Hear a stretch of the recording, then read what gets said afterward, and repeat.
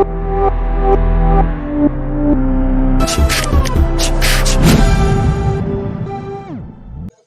আজকে আমরা GST next ক্লাসে চলে এসেছি, ঠিক আছে। আজকে আমরা জিএসটি যেই চ্যাপ্টারটা নিয়ে আলোচনা করব, খুব সম্ভবত তোমরা এটা লাস্ট চ্যাপ্টারে পেয়ে যাবে। চ্যাপ্টারের নাম কি দেখতে পাচ্ছ? Input and output tax, computation input tax credit, ঠিক আছে। তো কি কি পড়বো এই চ্যাপ্টারের মধ্যে? আমরা ইনপুট এন্ড আউটপুট ট্যাক্স কম্পিউটেশনটা পড়বো, ইনপুট ট্যাক্স ক্রেডিট পড়বো। তো এটা জানার আগে আমাদের জেনে রাখতে হবে ইনপুট ট্যাক্স জিনিসটা কি, আউটপুট ট্যাক্স জিনিসটা কি, ইনপুট ট্যাক্স ক্রেডিট জিনিসটা কি, ঠিক আছে। এইগুলো যদি জানা না থাকলে একটু অসুবিধা হবে। যদিও আমরা যে জিএসটি যে ফার্স্ট চ্যাপ্টার আছে ওখানে এই সমস্ত টার্ম নিয়ে ডিটেইলসে আলোচনা করব। যেহেতু এই চ্যাপ্টারে কিছু অঙ্ক করতে হবে, অঙ্ক করতে গেলে এই চ্যাপ্টারের টপিকগুলো নামগুলো জেনে রাখা খুব জরুরি, তাই এগুলো বলছি। দেখো ইনপুট, ইনপুট মানে আমরা কি বুঝি? ইনপুট, ঠিক আছে। একটা হয় ইনপুট, একটা হয় আউটপুট, ঠিক আছে। মানে একদম একদম যদি বেসিক কথা বলি, যদি আমরা যদি কারোর থেকে যদি কোনো গুডস পারচেজ করি, আজকে যদি কোনো দোকান থেকে যদি কোনো একটা গুডস পারচেজ করি, ঠিক আছে, পারচেজ করলে সেই গুডসটা আমার কাছে আসবে, মানে আমার বিজনেসে ইন হবে, এটাকে বলছে ইনপুট। আর আউটপুট কোনটা? ওই প্রোডাক্টটা আমি যখন কাউকে বেচবো, ওই প্রোডাক্টটা আমি যখন কাউকে বেচবো তখন কি হচ্ছে? আমার বিজনেস থেকে ওই প্রোডাক্টটা বেরিয়েছে, এটাকে বলে আউটপুট। মানে বেসিক কথা বললাম, ইনপুট আর আউটপুট মানে কি? ইনপুট মানে আসছে আমার বিজনেসে যেই গুডসটা আসছে তাকে বলে ইনপুট, আর আউটপুট কোনটা? যেটা আমার বিজনেস থেকে যেটা চলে যাচ্ছে তাকে বলে আউটপুট। যদি একটু ডিটেইলসে বুঝতে চাও, ঠিক আছে, ডিটেইলসে একটু বুঝতে হবে ডেফিনেশন কি লেখা আছে এটা একটু পরে বলছি। আমি একটু জাস্ট একটা এক্সাম্পল দিয়ে ব্যাপারটা ক্লিয়ার করে দিই, তারপর তারপর আমরা ডেফিনেশনে আসবো।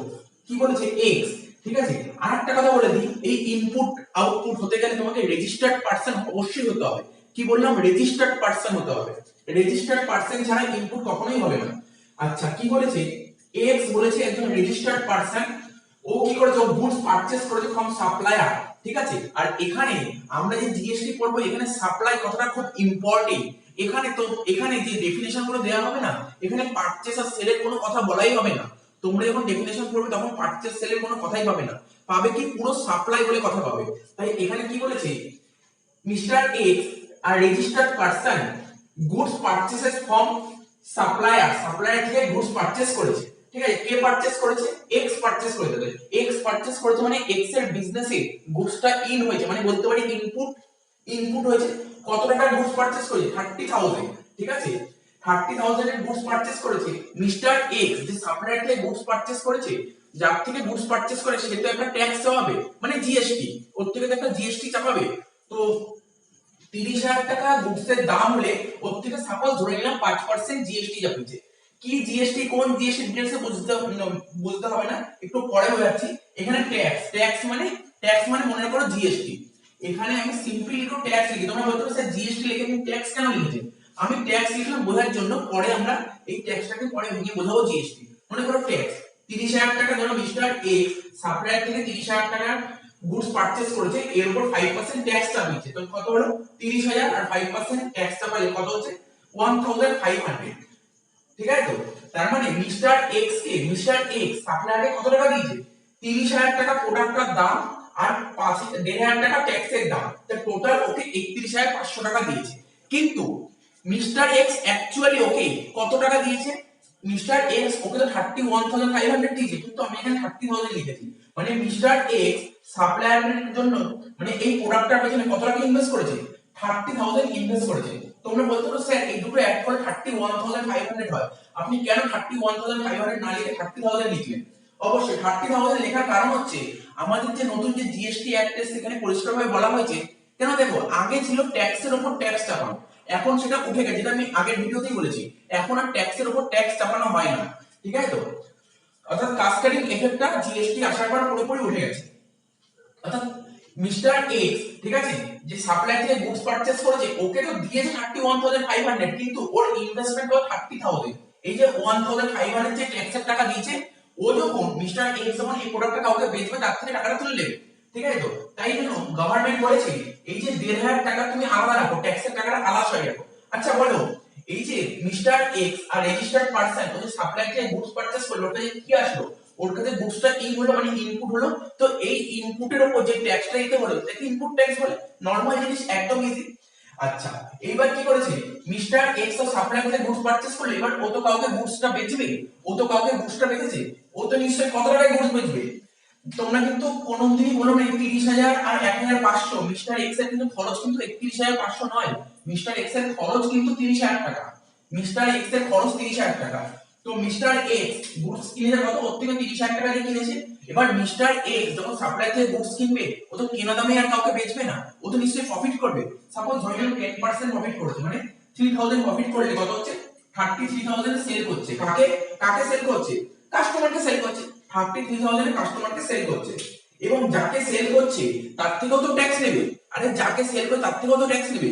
কত পার্সেন্ট ট্যাক্স নিচ্ছে, ধরে নিচ্ছি আচ্ছা এটা 5%, এটা 5% নেই, 10% না, 5% হলে আমাদের বুঝতে সুবিধা হবে। 5% ট্যাক্স নিচ্ছে, তাহলে 33,000 এ 5% যদি ট্যাক্স নিই তাহলে কত হচ্ছে, 33,000 এর উপর 5% ট্যাক্স নিলে হচ্ছে তোমার 1650। কত হচ্ছে এটা দেখো, 1650। তার মানে মিস্টার এক্স যে কাস্টমারকে এই প্রোডাক্টটা বেচেছে 33,000, মানে মেন প্রাইস 33,000 বেচেছে, এবং যত টাকায় বেচেছে তার থেকে ওর থেকে তো নিশ্চয়ই একটা ট্যাক্স নেবে। তো আমরা তো দেখেছি, আমরা যদি এখন যদি কোনো দোকানে ফোন কিনতে যাই, তো ফোনের যা ভ্যালু থাকে, বিল ভ্যালু যা থাকবে, তার উপর কিন্তু একটা ট্যাক্স চাপায়, ঠিক আছে। তো সেরকমই মিস্টার এক্স যে কাস্টমারকে 33,000 সেল করেছে, সেলিং প্রাইস 33,000, এর উপর 5% ট্যাক্স চাপিয়েছে। তার মানে কি, এই যে মিস্টার এক্স কি এই প্রোডাক্টটা কি করেছে, কাস্টমারকে বেচে দিয়েছে, সেল করেছে, তার মানে কি মিস্টার এক্স এর বিজনেস থেকে প্রোডাক্টটা বেরিয়ে গেছে, আউট হচ্ছে, আউটপুট। আর এর উপরে যে ট্যাক্স হয় তাকে বলে আউটপুট ট্যাক্স, এটাকে বলা হয় আউটপুট ট্যাক্স, ঠিক আছে। তো এইবার দেখো, এইবার কি হয়েছে, মিস্টার এক্স যখন সাপ্লায়ার থেকে গুডস কিনেছিল, তখন ও কত টাকা ট্যাক্স দিয়ে দিয়েছিল, ও 1,500 টাকা ট্যাক্স দিয়ে দিয়েছিল, ঠিক আছে। তো এই 1,500 টাকা কি ট্যাক্স, কি ট্যাক্স, ও যখন কিনেছিল তখন ট্যাক্স দিয়েছিল, মানে পারচেসের উপর, যে গুডস পারচেস করেছে মানে গুডসটা ইন হয়েছিল তার উপর ট্যাক্স দিয়েছিল, এটা ইনপুট ট্যাক্স। এবার গভর্নমেন্ট মিস্টার এক্স এর কাছে বলেছে যে তুমি যে 33,000 এর প্রোডাক্টে সেল করলে, তো তুমি তো এর উপর ট্যাক্স কালেক্ট করেছো, কাস্টমার তো ট্যাক্স নিয়েছো, কত টাকা ট্যাক্স নিয়েছো, 1650। গভর্নমেন্ট ওর কাছে এই টাকাটা চেয়েছে, গভর্নমেন্ট ওর কাছে এই টাকাটা চেয়েছে। তখন মিস্টার এক্স কি বলবে, মিস্টার এক্স বলছে দেখো আমি যখন প্রোডাক্টটা পারচেজ করলাম সাপ্লায়ার থেকে, তখন তো 1,500 টাকা ট্যাক্স দিয়েছি, তখন তো 1,500 টাকা ট্যাক্স দিয়েছি, আবার 1650 ট্যাক্স দেবো, তাহলে একই জিনিস দুবার ট্যাক্স দেবো, এরকম হতে পারে না। তাহলে কি বললো, তাহলে এরকম, তাহলে তখন তখন মিস্টার এক্স গভর্নমেন্টকে বলেছে তাহলে নতুন জিএসটি নিয়ে আসার কি দরকার ছিল, নতুন জিএসটি নিয়ে আসার কি দরকার ছিল। এই বছর ট্যাক্স কমিয়ে দিয়েছি, মানে ট্যাক্সের উপর আগে যে একটা ট্যাক্সের উপর বোঝা থাকতো, ওই বোঝাটাকে কমিয়ে দিয়েছো, কাজ কাটিং ইফেক্ট তুলে দিয়েছো, তাহলে আমার কাছে যাচ্ছ কেন দুবার ট্যাক্স। তো তখন গভর্নমেন্ট বলে ঠিক আছে বাদ দাও, তুমি বাদ দাও, আমি তোমার কাছে 1650, আমি এত টাকা ট্যাক্স দিয়েছি, আর তুমি অলরেডি অলরেডি আমাকে 1500 ট্যাক্স দিয়ে দিয়েছো, তুমি বাকি টাকা ট্যাক্স দাও। হ্যাঁ, এবার ঠিক আছে, এবার ঠিক আছে। তো এবার ঠিক আছে, তাহলে এখানে চেঞ্জ করে দিই 1650, ঠিক আছে।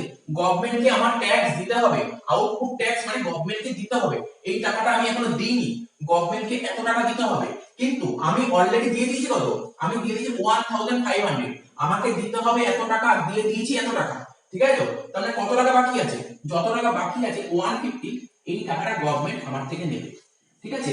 এই যে এটা হলো, এইটাকে কি বলে, এটা হচ্ছে ট্যাক্স পেবেল। এখন জিএসটি লিখো না, পরের एग्जांपल লিখো জিএসটি, এটাকে লিখি ট্যাক্স পেবেল, এত টাকা ট্যাক্স পেমেন্ট, এত টাকা ট্যাক্স পেমেন্ট করতে হবে গভর্নমেন্টকে। এই যে এখানে লিখলাম না 1650 থেকে 1500, যে এটা অ্যাডজাস্ট করলাম না, এটা কি বলে ইনপুট ট্যাক্স ক্রেডিট, কি বলে ইনপুট ট্যাক্স ক্রেডিট, এটা গভর্নমেন্টই বলেছে।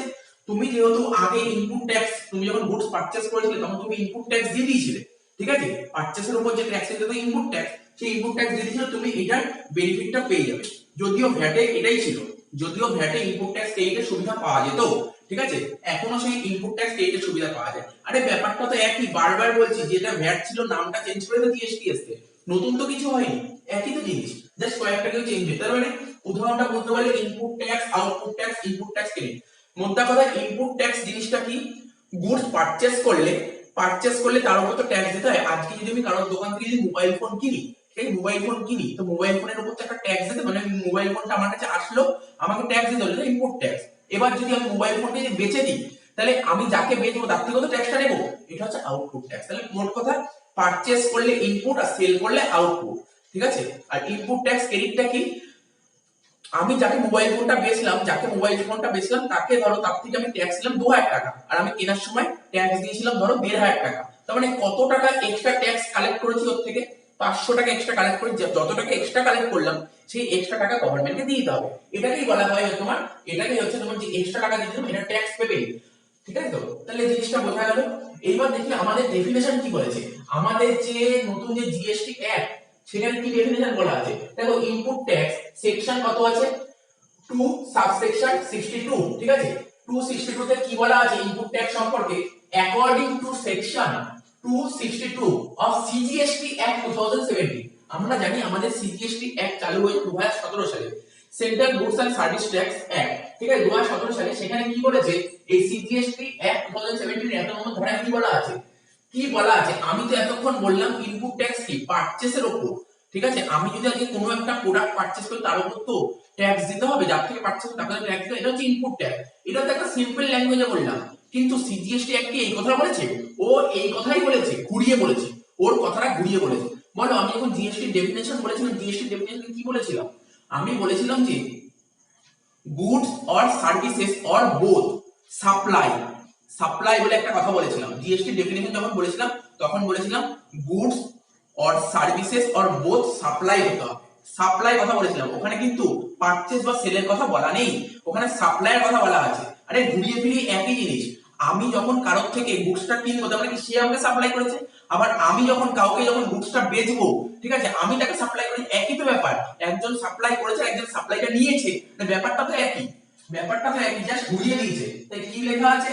বলছে যে input tax refers to, input tax একই কথা বারবার লেখা গেছে, sorry, input tax refers to, বলছে input tax in relation to a registered person.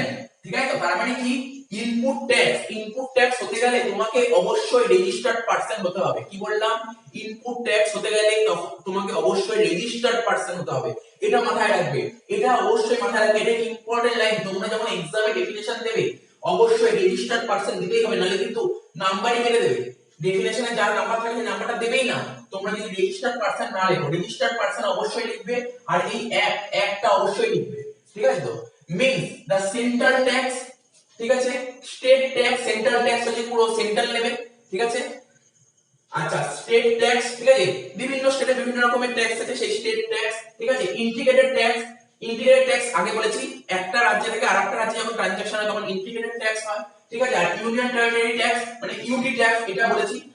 Union territory কি? আমাদের ইউনিয়ন টেরিটরি আন্দামান নিকোবর দ্বীপপুঞ্জ। ঠিক আছে, তো এরকম আছে। তো এখানে যে এরকম জায়গায় ট্রানজাকশন হলে একটা ইউনিয়ন টেরিটরি থেকে আরেকটা ইউনিয়ন টেরিটরি ট্রানজাকশন হয় তখন ইউনিয়ন টেরিটরি ট্যাক্স, সরি একটু ভুল বলা হয়ে গেছে, একই ইউনিয়ন টেরিটরির মধ্যে ট্রানজাকশন মানে ধরো আন্দামান থেকে আন্দামানের মধ্যে ট্রানজাকশন হয় তখন ইউনিয়ন টেরিটরি ট্যাক্স। তারপর কি বলেছে? Charge on any supply of goods. কি বলেছে? চার্জ অন এনি সাপ্লাই, তাই তো, জিএসটি ডেফিনেশন সাপ্লাই ছিল, এখানে সেই সাপ্লাইয়ের কথা বলেছে। Supply of goods or services, শুধু গুডস না সার্ভিসও বলেছে, goods or services or both made to him. আরে মোট কথা ইনপুট ট্যাক্স কিছুই না, ইনপুট ট্যাক্স একদম ইজি। আরে আমি যার থেকে গুডস পারচেজ করেছি সে তো আমাকে সাপ্লাই করেছে, ট্যাক্সটা কে নিয়েছে? সাপ্লায়ার নিয়েছে। ঠিক আছে, তার মানে আমি তো ট্যাক্সটা পেমেন্ট করেছি, এটাই হচ্ছে ইনপুট ট্যাক্স। ঘুরিয়ে বলেছে, কথাটা ঘুরিয়ে বলেছে, ব্যাপারটা একই জিনিস। আচ্ছা, আউটপুট ট্যাক্স কি লেখা আছে দেখো, সেকশন 282, এখানে বলেছে according to section 282 of CGST act 2017 output tax, একই কথা, in relation to a taxable person. এটা ট্যাক্সেবল পারসনের দিক থেকে দেখতে হবে। কি বললাম? ট্যাক্সেবল পারসন, মাথায় রাখবে, ট্যাক্সেবল পারসন। এবার স্যার ট্যাক্সেবল পারসন কি? আমরা যখন জিএসটি একটা যে ডেফিনেশন গুলো পড়বো ওখানে ট্যাক্সেবল পারসন কি ডিসকাস করব, কিন্তু আমি এখন অন্য একটা চ্যাপ্টার করছি, এখানে ট্যাক্সেবল পারসন বোঝাতে গেলে অনেকটা টাইম নষ্ট হবে। ঠিক আছে, সব বলবো। Means the tax chargeable under this act on taxable supply. তাহলে কি কি পয়েন্ট বললাম? ট্যাক্সেবল পারসন তোমরা দেবে ডেফিনেশনে, taxable supply, taxable person, taxable supply of goods or services or both made by him or by his agent but exclude tax payable by him on reverse charge basis। ঠিক আছে, তো এটা এই সমস্ত যে আন্ডারলাইন করলাম, আন্ডারলাইন কথাগুলো অবশ্যই লিখবে, না লিখে কিন্তু নাম্বার কেটে নেবে। ঠিক আছে, তো জিনিসটা কি? Output tax. আরে আমি যে সাপ্লায়ার থেকে গুডস গুলো যে পারচেজ করলাম আমি ট্যাক্সেবল পারসন, আমি মিডলম্যান, এটাকে আমি লিখে দিচ্ছি, এটা ধরো এ, এটা বি, এটা ধরো সি। এই বি এটা হচ্ছে ধরো ট্যাক্সেবল, এ হচ্ছে ধরো ট্যাক্সেবল পারসন, ঠিক আছে, এ হচ্ছে ট্যাক্সেবল পারসন, এ হচ্ছে সাপ্লায়ার, আর এ হচ্ছে ধরো কাস্টমার, এ ধরো কাস্টমার। তার মানে কি বি মানে ট্যাক্সেবল পারসন এর থেকে গুডস পারচেজ করেছে, গুডস পারচেজ করে কাকে বেচছে, ও কাস্টমারকে বেচছে, তাই তো, কাস্টমারকে বেচছে। ও যখন কাস্টমারকে যখন গুডস গুলো বেচছে, ঠিক আছে, কাস্টমারকে যখন গুডস গুলো বেচছে, তো ওর থেকে তো একটা ট্যাক্স কালেক্ট করবে, এটাই তো আউটপুট ট্যাক্স। এটাই বলেছে, ঘুরিয়ে দিয়েছে, লাইনগুলো ঘুরিয়ে দিয়েছে, ব্যাপারটা একটা মেন বোঝা নিয়ে কথা, তারপর থেকে তোমরা করে নিতে পারবে।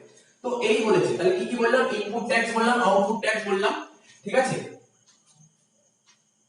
আর কি এবার করব ইনপুট ট্যাক্স ক্রেডিট। দেখো এবার কি করব, ইনপুট ট্যাক্স ক্রেডিট কিছুক্ষণ আগে বলে দিলাম, চলো আরেকবার বলে দিই ইনপুট ট্যাক্স ক্রেডিট জিনিসটা কি। বলছে কি input tax credit is the tax paid by the buyer, ঠিক আছে, input tax credit is tax paid by the buyer on purchases of goods or services. Suppose ধরো আমি ধরো কারোর কাছ থেকে কিছু মোবাইল ফোন কিনেছি, ঠিক আছে, যখন মোবাইল ফোন গুলো কিনেছি, কেন মোবাইল ফোন কিনবো, সাপোজ আমার একটা দোকান আছে, আমার একটা মোবাইলের শপ আছে, ঠিক আছে, এবার মোবাইলের শপে মোবাইল ফোন যদি বেচতে হয় তাহলে আমার থেকে কারোর থেকে মোবাইল ফোন কিনতে হবে। তো কারোর থেকে আমি মোবাইল ফোন কিনে এনেছি, ধরো 50-60টা মোবাইল ফোন কিনে এনেছি।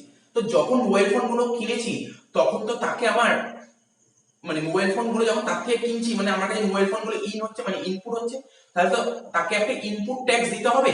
তো কি বলেছে, তাই বলেছে tax paid by the buyer, মানে আমি যখন কিনছি তার থেকে যখন মোবাইল ফোন গুলো কিনছি, বলে যে অফ গুডস অর সার্ভিস, শুধু গুডস থেকে কিনবো না, সার্ভিসও কিনতে পারে, ঠিক আছে। তো such tax which is paid at the purchase, তো আমি যখন পারচেজ করি, তার থেকে যখন মোবাইল ফোন গুলো পারচেজ করছি, তখন তাকে একটা ইনপুট ট্যাক্স দিতে হয়েছিল। when reduce from liability payable on outward supply, এবার ওর থেকে যখন মোবাইল ফোন গুলো কিনলাম, কিনে তো আমার দোকানে যে সমস্ত কাস্টমার আসবে বা কনজিউমার আসবে, তাদেরকে মোবাইল ফোন গুলো বেচবো মানে আউটওয়ার্ড সাপ্লাই করছি এবং তাদের থেকে আমি একটা ট্যাক্স কালেক্ট করব, এটাকে বলে কি, এটাকে বলে আউটপুট ট্যাক্স, ঠিক আছে। তো আমি যখন কিনলাম তখন ইনপুট ট্যাক্স দিলাম, এবার আমি যখন মোবাইল ফোন গুলো বেচবো তখন কাস্টমার থেকে আউটপুট ট্যাক্স কালেক্ট করব, ঠিক আছে। তাই বলে যে liability payable on outward supply is known as input tax credit, এটাকে ইনপুট ট্যাক্স ক্রেডিট বলে। দেখো তোমরা যদি বুঝতে পারলে কিনা আমি জানি না, আমি যখন মানে সাপ্লায়ার থেকে মোবাইল ফোন গুলো কিনেছিলাম, তখন আমি তাকে 10,000, তখন আমি তাকে 10,000 ট্যাক্স দিয়েছিলাম, এটাকে কি বলে, এটাকে বলে ইনপুট ট্যাক্স, ঠিক আছে। এবার আমি যখন কাস্টমারকে যখন এই মোবাইল ফোন গুলো বেচলাম, ঠিক আছে, তখন তাদের থেকেও ট্যাক্স কালেক্ট করেছি, সাপোজ তাদের থেকে ট্যাক্স কালেক্ট করেছি 15,000, এটাকে কি ট্যাক্স বলে, এটাকে বলে আউটপুট ট্যাক্স, এটাকে বলে আউটপুট ট্যাক্স। আমি অলরেডি 10,000 টাকা ট্যাক্স দিয়ে দিয়েছি, এটা হচ্ছে আমার অ্যাসেট, ঠিক আছে, গভর্নমেন্টকে অলরেডি আমি 10,000 টাকা ট্যাক্স দিয়ে দিয়েছি, কিন্তু গভর্নমেন্ট আমার কাছে কত টাকা ট্যাক্স চাইছে, 15,000 ট্যাক্স, এটা আমার কাছে লাইবিলিটি, ঠিক আছে, গভর্নমেন্টকে তো আমার 15,000 দিতে হবে, এটা লাইবিলিটি। এবার আমি গভর্নমেন্টকে বললাম, গভর্নমেন্ট আমাকে 15,000 চেয়েছে, আমি গভর্নমেন্টকে বললাম দেখো আমি তো অলরেডি 10 দিয়ে দিয়েছি, গভর্নমেন্ট বলল ঠিক আছে, ঠিক আছে, তুমি তাহলে 10,000 টাকা ক্রেডিট নিয়ে নাও, 10,000 টাকা ক্রেডিট নিয়ে নাও, যেহেতু তুমি আগে থেকে দিয়ে দিয়েছো তাই 10,000 টাকা ক্রেডিট নিয়ে নাও। তার মানে 15,000 টাকা নয়, 10,000 টাকা ক্রেডিট নিয়ে নি, তার মানে আমাকে কত দিতে হবে, 5,000 টাকা দিতে হবে, এটাই হচ্ছে ইনপুট ট্যাক্স ক্রেডিট, ঠিক আছে। তো দেখো এখানে এই বলেছে in other words input tax credit is tax reduce from output tax, output ট্যাক্সটা কমিয়ে দিন, আউটপুট ট্যাক্স 15,000 টাকা সিলেক্ট কমিয়ে দিন, ঠিক আছে, on account of sales. For example দেখো, এটা একটা বোঝার জন্য তোমাদের একটা অঙ্ক করে দিয়েছি, আর এই অঙ্ক কি বলবো, বারবার একই ধরনের বলছি, তো নিজেরাই যাতে করে দিতে পারে। Mister A purchase goods worth rupees 18,000 on which GST added 18%, he sold goods worth rupees 22,000, GST added 18%। এবার তোমরা বলে স্যার এই যে মিস্টার এই যে গুডস গুলো পারচেজ করেছে, ও কোন স্টেট থেকে পারচেজ করেছে, আমি বললাম এইটা এটা একটু মাথা থেকে বের করে দাও, কারণ আমি একটা বেসিক জিনিস করাচ্ছি, এরপরে যখন এরপরের অঙ্কগুলো তো বারবার শুধু আসবেই, এই স্টেট থেকে কিনেছি ওই স্টেট থেকে কিনেছি, এখন একটু স্টেটটা একটু মাথা থেকে বের করে দাও। এবার তোমরা বলে স্যার আমরা তো জিএসটি শিখেছি, সিজিএসটি, এসজিএসটি, আইজিএসটি, ইউটিজিএসটি, কোন জিএসটি, আমি বললাম ওটাও মাথা থেকে এখন বের করে দাও, এখন জাস্ট নরমাল ক্যালকুলেশনটা বুঝো, নরমাল ক্যালকুলেশনটা।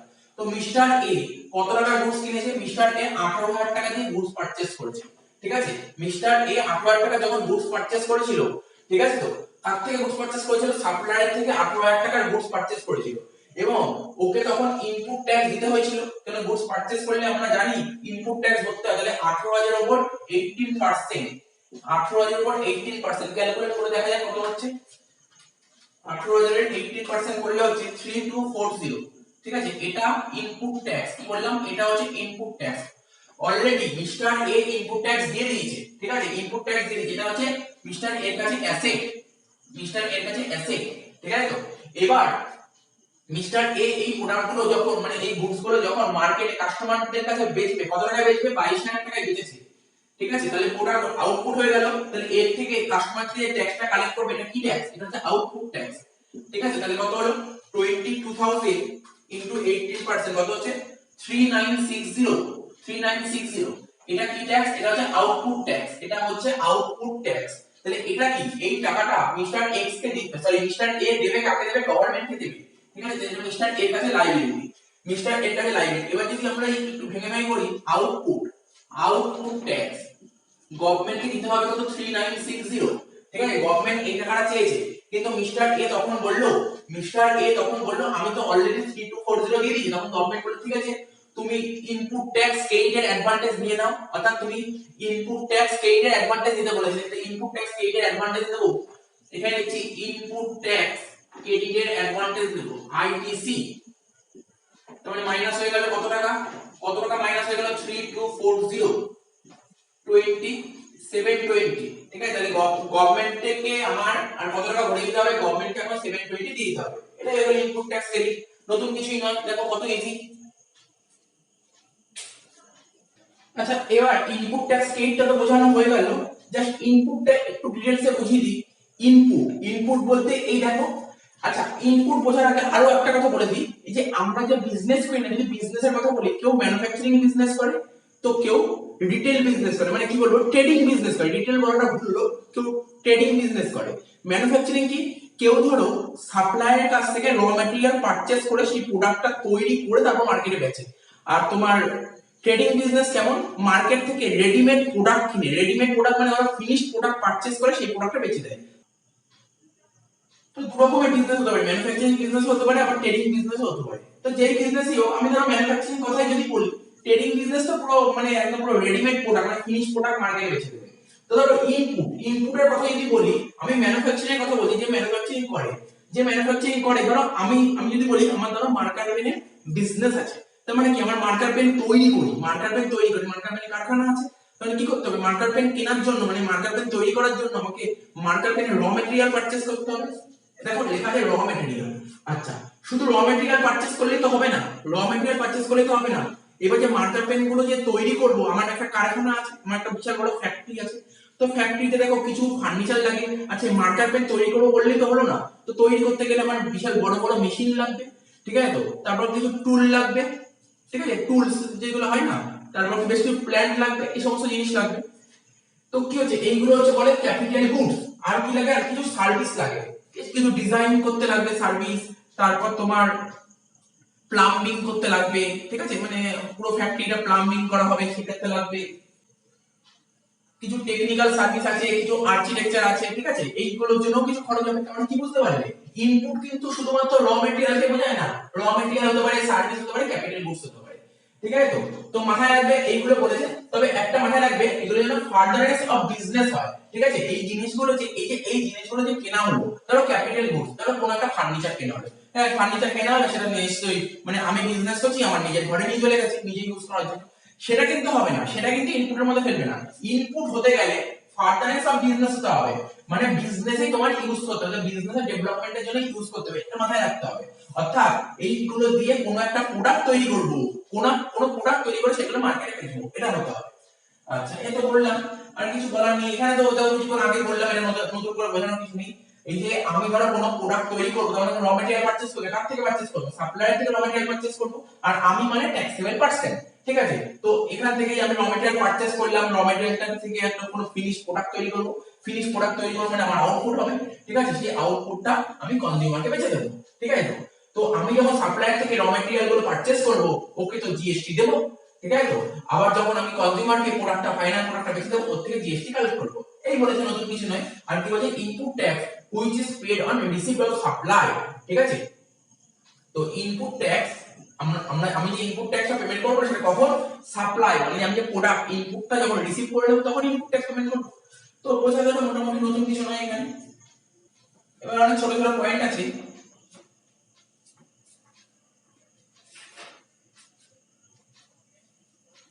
এবার লেখো ইনপুট ট্যাক্স, লেখো input tax credit can not be claim, লেখো input tax credit can not be claim, মানে মানে এটাই বলতে চাইছি ইনপুট ট্যাক্স ক্রেডিট আমরা কখনো ক্লেম করতে পারবো না, সেটা আমাদের জেনে রাখা উচিত, ঠিক আছে। থিওরিটিক্যাল কোশ্চেনের জন্য জেনে রাখা উচিত। Input tax credit can not be claim, দেখো can not be claim,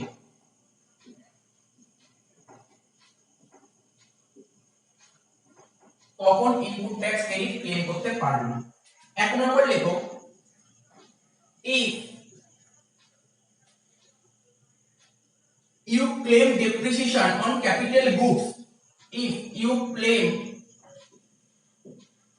depreciation, if you claim depreciation on capital goods, মানে যদি তুমি ক্যাপিটাল গুডস, কিছুক্ষণ আগেই বললাম ক্যাপিটাল গুডস এর উপর যদি তুমি ডেপ্রিসিয়েশন ক্লেম করো তাহলে কিন্তু তুমি আইটিসি ক্লেম করতে পারবে না, মানে ইনপুট ট্যাক্স ক্রেডিট ক্লেম করতে পারবে না। দেখো দেন you cannot claim ITC, you cannot claim ITC, তাহলে কি বলেছে, যদি তুমি ক্যাপিটাল গুডস এর উপর ডেপ্রিসিয়েশন ক্লেম করো, ঠিক আছে, ক্যাপিটাল গুডস এর উপর যদি তুমি ডেপ্রিসিয়েশন ক্লেম করো তাহলে কিন্তু তুমি আইটিসি ক্লেম করতে পারবে না। মানে তুমি যে ক্যাপিটাল গুডসটা পারচেজ করেছো, সে যতই তুমি বিজনেসের জন্য পারচেজ করো কিন্তু তার উপর যদি তুমি ডেপ্রিসিয়েশন দেখিয়ে দাও তাহলে কিন্তু ইনপুট ট্যাক্স ক্লেম পাবে না, মানে ইনপুট ট্যাক্স ক্রেডিটের ক্লেমটা তুমি করতে পারবে না। আচ্ছা, সাপোজ আমি যদি মনে করি তুমি ধরো একটা ফিক্সড অ্যাসেট মানে ক্যাপিটাল গুডস, কোন একটা ক্যাপিটাল গুডস পারচেজ করেছো, সেই ক্যাপিটাল গুডস এর দাম ধরো 10 লাখ টাকা, কত টাকা, 10 লাখ টাকা ক্যাপিটাল গুডস কিনেছো, ঠিক আছে, ক্যাপিটাল গুডস পারচেজ করে যার দাম 10 লাখ টাকা, যার থেকে পারচেজ করেছো সে তোমার উপর একটা জিএসটি চাপিয়েছে, সাপোজ মেনে নিলাম 1 লাখ টাকা জিএসটি চাপিয়েছে, টোটাল কত হলো ক্যাপিটাল গুডসটার দাম, টোটাল হলো 11 লাখ টাকা, টোটাল দাম কত হলো 11 লাখ টাকা।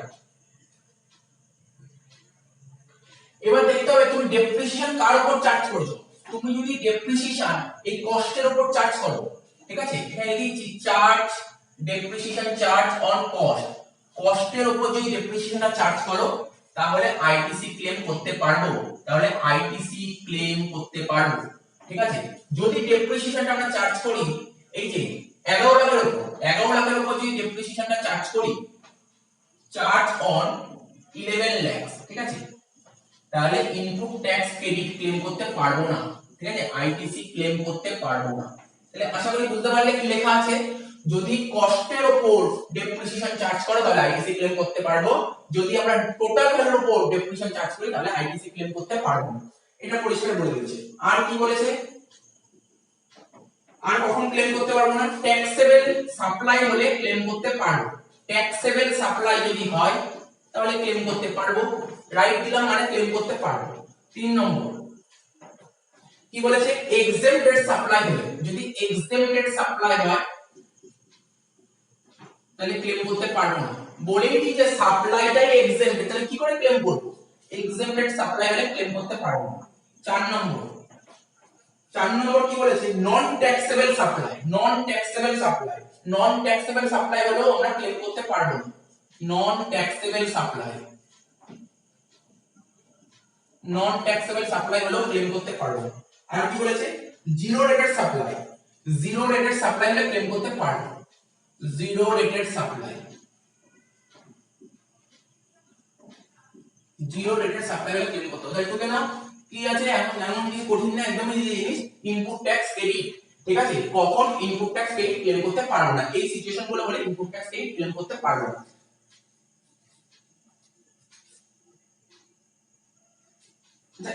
এর পরের কোশ্চেন লিখো the person not allowed, লিখো the person not allowed, the person not allowed taking input tax credit, taking input tax credit.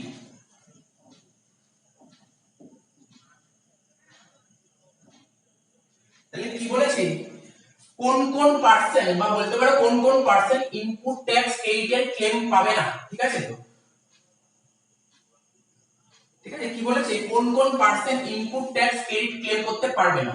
এক তো রেজিস্টার্ড পার্সন, ঠিক আছে, মানে ইনপুট ট্যাক্স ক্লেম করতে গেলে, ইনপুট ট্যাক্স ক্রেডিট ক্লেম করতে গেলে তোমাকে অবশ্যই রেজিস্টার্ড পার্সন হতে হবে। আর যদি তুমি রেজিস্টার্ড না হও তাহলে কি করে ক্লেম করবে? তো প্রথম পয়েন্ট লেখো রেজিস্টার্ড পার্সন। কোন পার্সন? প্রথম পয়েন্টে লেখো রেজিস্টার্ড পার্সন।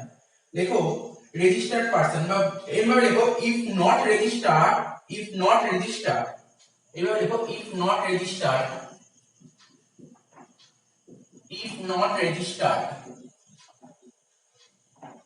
কোন পার্সন যদি রেজিস্টার্ড না হয় আন্ডার জিএসটিএন, আন্ডার জিএসটিএন, জিএসটিএন এর ফুল ফর্ম তোমরা জানো নিশ্চয়ই, জিএসটিএন মানে goods and services tax network, ঠিক আছে, আন্ডার জিএসটিএন এ যদি রেজিস্টার্ড না হও, ঠিক আছে, কেউ যদি রেজিস্টার্ড না হয়, কোথায়, জিএসটিএন এ যদি রেজিস্টার্ড না হয়, তাহলে কিন্তু সেই person input tax credit claim করতে পারবে না। আর কি বলেছে, আরেকটা লেখো রেজিস্টার্ড ইন কম্পোজিশন স্কিম, কোন পার্সন যদি কম্পোজিশন স্কিমে রেজিস্টার্ড করা থাকে তাহলে কিন্তু সেই ইনপুট ট্যাক্স ক্রেডিটের ক্লেম পাবে না, ঠিক আছে, সেই person input tax credit claim করতে পারবে না। কি বললাম, রেজিস্টার্ড ইন কম্পোজিশন স্কিম। এই কম্পোজিশন স্কিম, এই চ্যাপ্টারটা শেষ হলে কম্পোজিশন স্কিম নিয়ে আলোচনা করব, ঠিক আছে।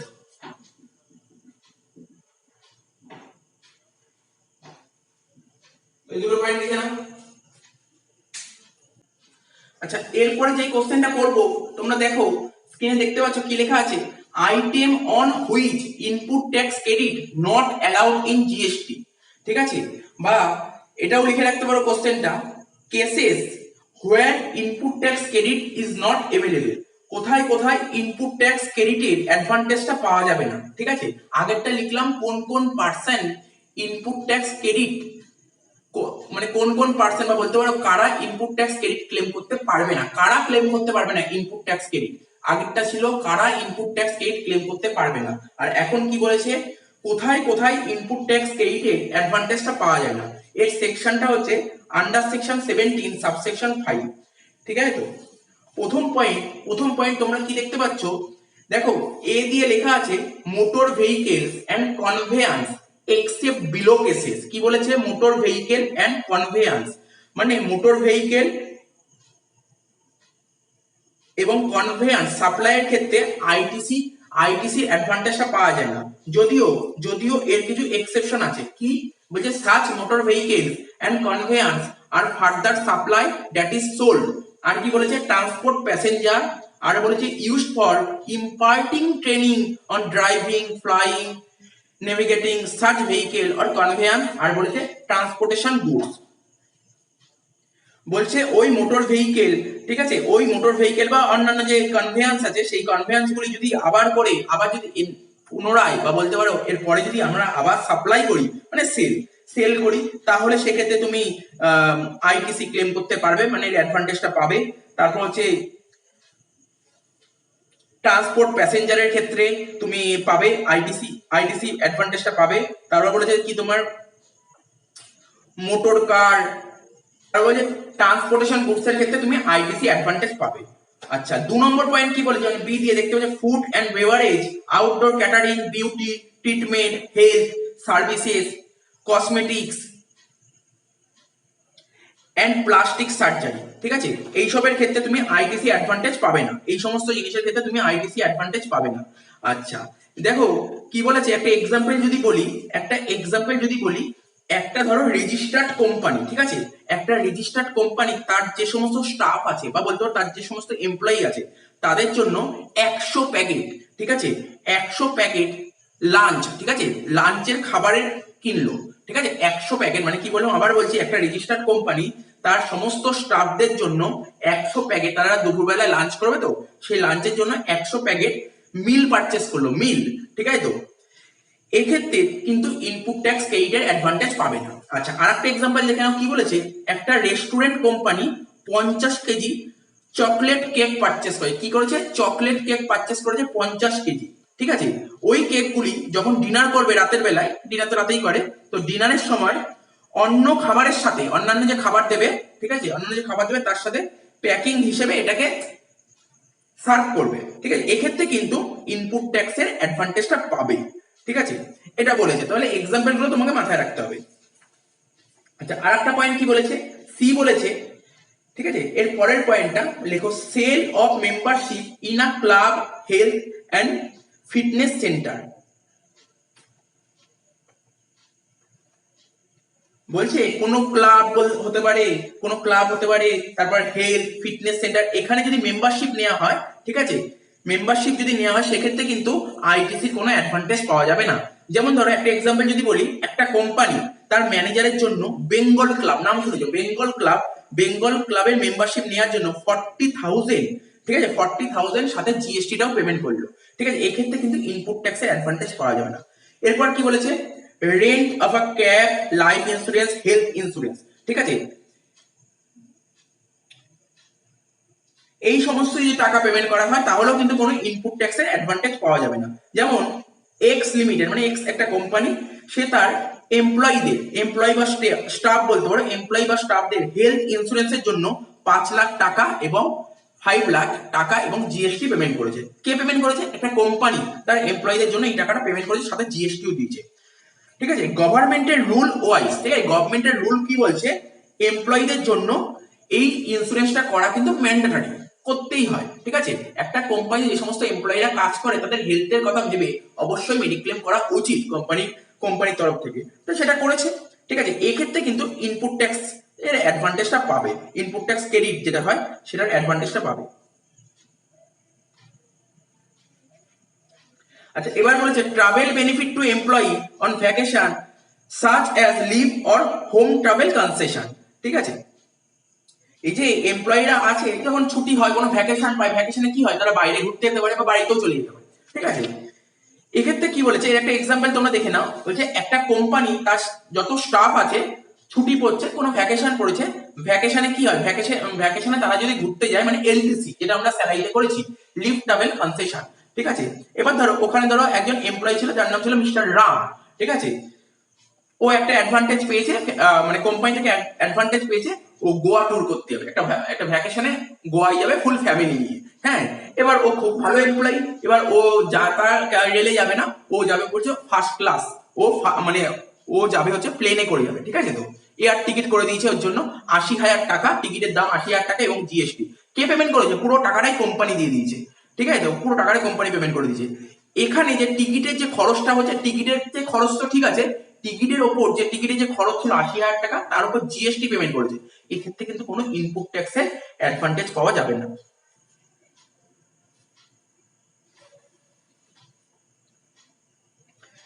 এটা বললাম। আর কি বলেছে, আর কি বলেছে দেখো, goods and or services for construction of an immovable property whether to be used for personal or business use।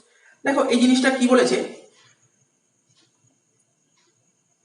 দেখো বলেছে মিস্টার রোহিত, ঠিক আছে, মিস্টার রোহিত কি বলে, সে তার নিজের বসবাস করার জন্য, অর্থাৎ সে রেসিডেন্ট নিজে বসবাস করার জন্য একটা বাড়ি তৈরি করেছে। ঠিক আছে, মানে কি বললাম, মিস্টার রোহিত বসবাস করার জন্য একটা বাড়ি তৈরি করেছে, মানে বাড়ি তৈরি করার জন্য, বাড়ি তৈরি করতে গেলে কি করতে হবে, মানে ইট পারচেস করতে হবে, ও কিছু ইট কিনেছে। ঠিক আছে, ধরে নাও কত 70,000 বা 80,000 ইট পারচেস করেছে। ঠিক আছে, তো এই যে ইট যে পারচেস করেছে এর উপরও তো ওকে জিএসটি দিতে হয়েছে। ঠিক আছে, এক্ষেত্রে কিন্তু ইনপুট ট্যাক্স এইডের অ্যাডভান্টেজ পাবে না। ঠিক আছে, তো তার মানে কি বুঝতে পারলে, ও যে বাড়িটা পারচেস করলো, মানে পারচেস কেউ বাড়িটা যে তৈরি করছে, তাই না, বাড়িটা যে তৈরি করছে তার জন্য ইট লাগবে, তো ইট কিনেছে, এক্ষেত্রে ইনপুট ট্যাক্স এইডের অ্যাডভান্টেজ পাবে না, কেননা তোমরা বুঝতেই পারছো, কেননা পুরোপুরি বাড়িটা নিজে বসবাস করবে। আচ্ছা, এরকমও যদি হয় ওই বাড়িটা পরবর্তীকালে ও যদি ওর বিজনেস বা কোনো প্রফেশনের কাজে ইউজ করে, সেক্ষেত্রেও কোনো ইনপুট ট্যাক্স এইডের অ্যাডভান্টেজ পাবে না। আচ্ছা, আর কি বলেছে, বলেছে goods and or services where tax have been paid under composition scheme. ঠিক আছে, কম্পোজিশন স্কিমের আন্ডারে যদি পড়ে সেক্ষেত্রে যদি জিএসটি পেমেন্ট করা হয়, ঠিক আছে, সেক্ষেত্রে ইনপুট ট্যাক্সের এইড, মানে ইনপুট ট্যাক্স এইডের অ্যাডভান্টেজ পাবে না। আর কি বলেছে, goods and or service used for personal use, নতুন করে বলার কিছু পার্সোনাল ইউজ তুমি কোনো কিছু পার্সোনাল ইউজ করবে তার জন্য গুডস পারচেজ করেছো, জিএসটি পেমেন্ট করেছো, এক্ষেত্রেও তুমি কোনো ইনপুট ট্যাক্স ক্রেডিটের অ্যাডভান্টেজ পাবে না। আর কি বলছে, goods or services are both receive by a non resident taxable person except for any of the goods imported by হিম।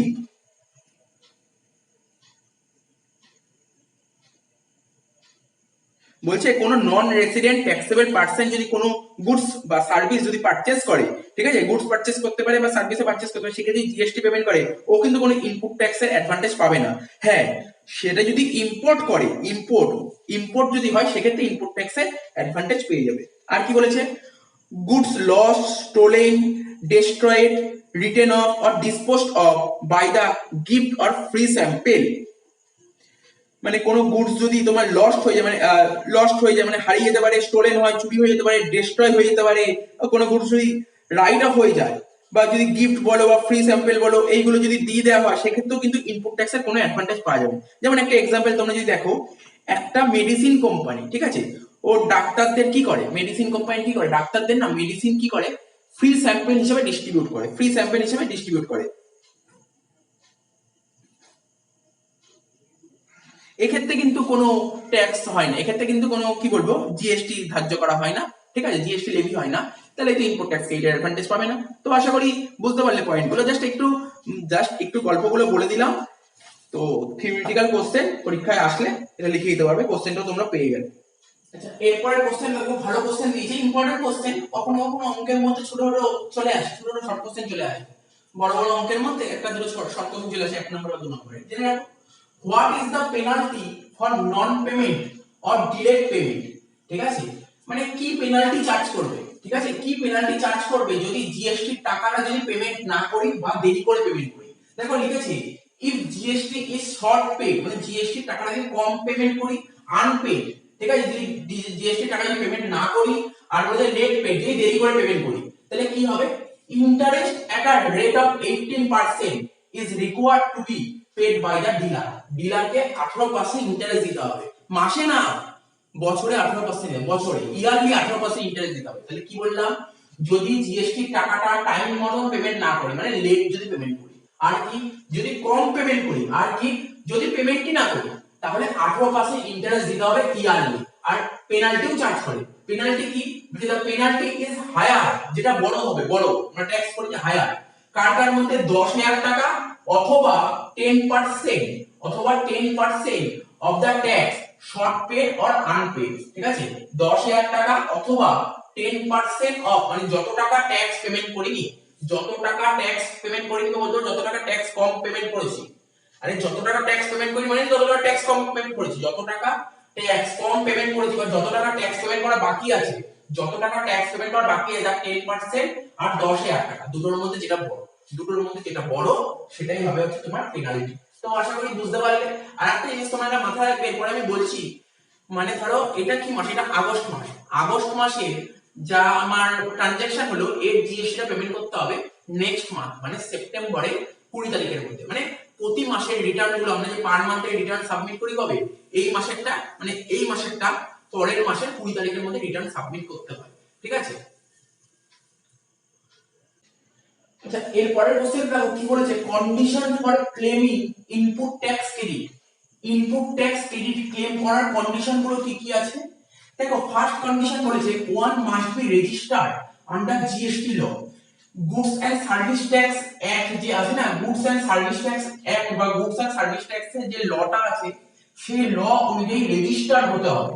ঠিক আছে, তো তাহলে ইনপুট ট্যাক্স ক্রেডিট তুমি ক্লেম করতে পারবে। ফার্স্ট পয়েন্ট, রেজিস্টার্ড হতে হবে। 2 নম্বর বলেছে a tax invoice or debit note issued by the registered supplier showing the tax amount। ঠিক আছে, এখানে কি বলেছে, একটা ট্যাক্স ইনভয়েস থাকতে হবে, অর্থাৎ যার থেকে গুডস পারচেজ করা হয়েছে, সেটা একটা ট্যাক্স ইনভয়েস দেবে। সেই ট্যাক্স ইনভয়েস মানে এই ডকুমেন্টটা কালেক্ট করে রাখতে হবে, তাহলে বোঝাই যাবে ওর মধ্যে যে জিএসটি টাকাটা কত দিয়েছে ওর মধ্যে লেখাই থাকবে। তাই এটা বলে দিয়েছি। 3 নম্বর বলেছে goods or services must have been received, goods অথবা সার্ভিস রিসিভ করতে হবে। আচ্ছা, 4 নম্বর যে supplier should have file return and paid such tax thereon to the government. সাপ্লায়ারকে রিটার্নটা ফাইল করা অবশ্যই উচিত এবং গভর্নমেন্টকে যেন ইনপুট ট্যাক্সটা দিয়ে থাকে, তাহলে তো ইনপুট ট্যাক্স ক্রেডিট ক্লেম করতে পারবে। আচ্ছা, যদি ইনপুট ট্যাক্স ক্রেডিট যদি ইনপুট ট্যাক্স নাই দিয়ে থাকে তাহলে কি করে ইনপুট ট্যাক্স ক্লেম করবে, তাই বলেছে। 5 নম্বর বলেছে where goods are received in part or in instalment. দেখবে অনেক জায়গায় কি হয়, মানে একটা প্রজেক্টের কাজ হবে যে বলবে যে আমার এই 2 মাসের মধ্যে আমার এত, ধরো কোনো বড় ফ্ল্যাট হচ্ছে, ঠিক আছে, সেখানে অনেক ইট বালি সিমেন্ট লাগবে, তো ধরো একজন ডিলারের কাছ থেকে প্রচুর সিমেন্ট নেওয়া হবে, তো ওর থেকে যা সিমেন্ট নেওয়া হবে ওকে বলেছে এরকম ইনস্টলমেন্টে আমাকে সিমেন্ট করে দিতে হবে। তো যতদিন না পর্যন্ত ইনস্টলমেন্ট কমপ্লিট হবে ততদিন ইনপুট ট্যাক্স ক্রেডিটের অ্যাডভান্টেজটা পাবে না। তাই এখানে বলেছে where goods are received in part, মানে সিমেন্ট করে যদি ভেঙে ভেঙে পায়, মানে ইনস্টলমেন্ট যদি পায়, ITC may be claim on receipt of the last lot or installment, last installment হওয়ার পরে কিন্তু আইটিসি ক্লেম করতে পারবে। 6 নম্বর কি বলেছে where input tax credit is included in the cost of capital goods and depreciation such tax is claimed, no input tax credit is allowed। নতুন করে বোঝানোর কিছু নেই, কিছুক্ষণ আগে বুঝিয়েছি একটা एग्जांपल দিয়ে। আচ্ছা, তারপর বলেছে 7 নম্বর বলেছে goods delivered by supplier to other person on the direction of registered person against a document of transfer of title of goods, এটাকে বলে bill to ship to model। ঠিক আছে, bill to ship to model কি হয়েছে, A এই যে A person B কে goods sold করেছে, বি বলছে না না আমাকে গুডস দাও, তুমি সি কে দিয়ে দাও, ঠিক আছে, তো এই প্রসেসটাকে বলে বিল টু শিপ টু মডেল। ঠিক আছে, এখানে থার্ড পার্টি ট্রানজাকশন হয়ে গেল। আচ্ছা, লাস্ট 8 নম্বর বলেছে if the buyer fail to pay to the supplier of goods or services or both the amount of supply within 180 days from the date of invoice of the supplier। ঠিক আছে, তো কি বলেছে এখানে, খুব ভালো কথা বলেছে, যার থেকে গুডসটা পারচেজ করা হবে তাকে 180 দিনের, মানে যার থেকে গুডস পারচেজ করা হবে তার থেকে ইনভয়েসটা পাওয়ার 180 দিনের মধ্যে তাকে পেমেন্ট করে দিতে হবে। তাকে পেমেন্ট করতে বলেছে, ইনভয়েস পাওয়ার 180 দিনে পেমেন্ট করতে হবে। আর যদি পেমেন্ট করতে না পারে, এখানে বলেছে if the buyer fail to pay, ঠিক আছে, সাপ্লায়ার যদি 180 টাকা পেমেন্ট করতে না পারে, an amount equal to input tax claimed by the buyer or recipient shall be added to output tax। output tax এর সঙ্গে অ্যাড হয়ে যাবে, output tax liability সঙ্গে অ্যাড হয়ে যাবে of the buyer or recipient along with interest সঙ্গে। তো আশা করি বুঝতে পেরেছো এই কোশ্চেনটা কি ছিল, ইনপুট ট্যাক্স ক্লেম করার কন্ডিশন গুলো। পরীক্ষায় দেয় কোশ্চেনটা, তাই লিখিয়ে দিলাম। দেখো এর পরবর্তী কোশ্চেনটা দেখো, তোমরা স্ক্রিনে দেখতে পাচ্ছ কি লেখা আছে, time limit to avail ITC. ITC full form হচ্ছে ইনপুট ট্যাক্স ক্রেডিট। ঠিক আছে, কত নম্বর ধারায় উল্লেখ আছে এটা, সেকশন 16। ঠিক আছে, 16 নম্বর ধারায় কি বলছে, ইনপুট ট্যাক্স ক্রেডিট ক্লেম করার জন্য, ঠিক আছে, আমার টাইম লিমিটটা কি, ঠিক আছে, কত তারিখের মধ্যে আমাকে ইনপুট ট্যাক্স ক্রেডিটের জন্য ক্লেম করতে হবে। ঠিক আছে, কি বলেছে অপশনগুলো বলে দিয়েছে, এবং আমি এই রুলটা বলে দিই, রুলে কি বলা আছে, রুলে কি বলা আছে, লতে কি বলা আছে সেটা বলে দিই, তারপর এর কয়েকটা एग्जांपल দিয়ে তোমাদের বুঝিয়ে দেব যাতে বুঝতে অসুবিধা না হয়। কি বলেছে, date of filing of GST annual return. ঠিক আছে, জিএসটি যে অ্যানুয়াল রিটার্ন আছে সেটা যেই ডেটে আমরা ফাইল করি, এবার মনে হচ্ছে কোন ডেটে আমরা অ্যানুয়াল রিটার্নটা ফাইল করি। সাপোজ ধরো আমাদের যে ফিনান্সিয়াল ইয়ার, ঠিক আছে, এটা মেনে নিলাম আমাদের একটা ফিনান্সিয়াল ইয়ার কত আছে, ফিনান্সিয়াল ইয়ার ধরো 1920। ঠিক আছে, এই যে ফিনান্সিয়াল ইয়ার, এই ফিনান্সিয়াল ইয়ারের অ্যানুয়াল রিটার্ন আমাকে সাবমিট করতে হবে। ঠিক আছে, এই ফিনান্সিয়াল ইয়ার শেষ হওয়ার নেক্সট 31 ডিসেম্বর, মানে এই ফিনান্সিয়াল ইয়ার শেষ হচ্ছে কবে, 31 মার্চ 2020। এই 31 মার্চ 2020 এর পরে যে 31 ডিসেম্বর আসছে, তার মানে কি বলতে পারি 31/12/20। মোট কথা জিএসটি অ্যানুয়াল রিটার্ন জমা করতে হয় 31 December, 31 December GST annual return, মানে জিএসটি যে অ্যানুয়াল রিটার্ন আছে না, সেই অ্যানুয়াল রিটার্ন জমা করার তারিখ হচ্ছে 31 ডিসেম্বর। এবার কোন ইয়ার সেটাও ডিপেন্ড করবে আমি কোন ফিনান্সিয়াল ইয়ারে চলছি। তো আমি যদি 1920 ফিনান্সিয়াল ইয়ারে চলি, তাহলে এই ফিনান্সিয়াল ইয়ার শেষ হওয়ার পরবর্তী 31 ডিসেম্বর। আশা করি বুঝতে পারলে এটা। আচ্ছা, নেক্সট কি বলেছে, due date of filing monthly return for the next financial year September month. ঠিক আছে, একটা কথা বলে দিই, মানে এটা কোন মাসে, এটা আগস্ট মাস। ঠিক আছে, এই আগস্ট মাসের রিটার্নটা সাবমিট করতে হয় আমাকে সেপ্টেম্বর মাসের 20 তারিখ, সেপ্টেম্বর মাসের রিটার্ন সাবমিট করতে হবে অক্টোবর মাসের 20। ঠিক আছে, মানে প্রতিটা মাস, আমরা যেই মাসের কথা বলছি পার্টিকুলার কোনো একটা মান্থে রিটার্ন সাবমিট করতে হয় নেক্সট মান্থের 20 তারিখে, নেক্সট মান্থের 20 ডেতে। ঠিক আছে, তো এখানে কি বলেছে, due date of filing monthly return, তো যেটা বারবার বলছি মান্থলি রিটার্ন সাবমিট করতে হয় আগস্ট মাসের মান্থলি রিটার্নটা সাবমিট করব সেপ্টেম্বর মাসের 20 তারিখের মধ্যে। তাই এখানে বলেছি due date of filing monthly return for the next financial year September month. তো সেপ্টেম্বর মাসের মান্থলি রিটার্নটা সাবমিট করব কবে? অক্টোবর মাসের 20 তারিখ। আচ্ছা, এখানে কি বলেছে due date of filing monthly return for next financial year of September month. মোট কথা এটা কি বলতে চাইছে, ধরো এই 1920 এই ফিনান্সিয়াল ইয়ারে কোনো যদি ট্রানজাকশন হয়, ঠিক আছে, কোনো রকমের কোনো ট্রানজাকশন হলো, ধরো কোনো একটা ইনভয়েস পেলাম বা ডেবিট নোট পেলাম, ঠিক আছে, যদি ট্রানজাকশন হয় তাহলে এই ফিনান্সিয়াল ইয়ারটা শেষ হওয়ার, ঠিক আছে, কি বলেছে এই ফিনান্সিয়াল ইয়ারটা শেষ হওয়ার নেক্সট সেপ্টেম্বর মাস, ঠিক আছে, এই ফিনান্সিয়াল ইয়ার ধরে এখানে শেষ হয়ে গেল, তার পরবর্তী সেপ্টেম্বর মাসে মান্থলি রিটার্ন সাবমিট করার ডেট কবে? সেপ্টেম্বর মান্থলি রিটার্ন সাবমিট করার ডেট হচ্ছে 20 অক্টোবর। তাই এখানে বলেছে, ভালো করে শুনুন, due date of filing monthly return. মোট কথা এখানে এই ফাইনান্সিয়াল ইয়ারে যে ইনভয়েসটা আমরা পাবো, ঠিক আছে, সেই ফাইনান্সিয়াল ইয়ার শেষ হওয়ার নেক্সট সেপ্টেম্বর মাস, ঠিক আছে, এখানে শেষ হলো, তার পরবর্তী সেপ্টেম্বর মাস আসছে, সেই সেপ্টেম্বর মাসের মান্থলি রিটার্ন সাবমিট করতে হবে কত? অক্টোবর মাসের 20 তারিখ। এই দুটো ডেটের মধ্যে যেটা আগে হবে, তাহলে মোট কথা কি বললাম, এ আর বি এর মধ্যে যেটা আগে হবে, ঠিক আছে। একটা কথাটা বুঝতে পারলে এটা বোঝার জন্য একটা এক্সাম্পলে চলে আসে, এক্সাম্পলে জিনিসটা বুঝি, ঠিক আছে। তো মানে দুটো জিনিস কি বললাম, অ্যানুয়াল রিটার্ন সাবমিট করার ডেট আর অ্যানুয়াল রিটার্ন আমরা 31 ডিসেম্বর সাবমিট করি। আর কি, আর হচ্ছে পার্টিকুলার যে ফিনান্সিয়াল ইয়ারের আমরা ইনভয়েসটা পাবো, সেই ফিনান্সিয়াল ইয়ার শেষ হওয়ার পরবর্তী মানে নেক্সট সেপ্টেম্বর মাসে মান্থলি রিটার্ন সাবমিট করতে হবে 20 অক্টোবর। এই দুটোর মধ্যে যেটা আগে হবে। তো কি বলেছে দেখো, X is a registered dealer in Kolkata, ঠিক আছে, X হচ্ছে একজন registered dealer Kolkata, receive goods and service, ঠিক আছে, ও গুডস আর সার্ভিসটা রিসিভ করেছে। তা ও যখন গুডস আর সার্ভিসটা রিসিভ করে মানে গুডসটা পারচেজ করতে হয়েছে, আর পারচেজ করেছে মানে কি ইনপুট ট্যাক্স দিয়েছে, ইনপুট ট্যাক্স দিয়েছে, তো তো ইনপুট ট্যাক্স ক্লেম করবে। এই ক্লেম করার টাইমটা কি আছে, তো ও গুডসটা সার্ভিস মানে গুডসটা রিসিভ করেছে কবে, গুডস বা সার্ভিস রিসিভ করেছে নভেম্বর 10 2019। তাহলে বলো এটা কোন ফিনান্সিয়াল ইয়ারের মধ্যে হচ্ছে?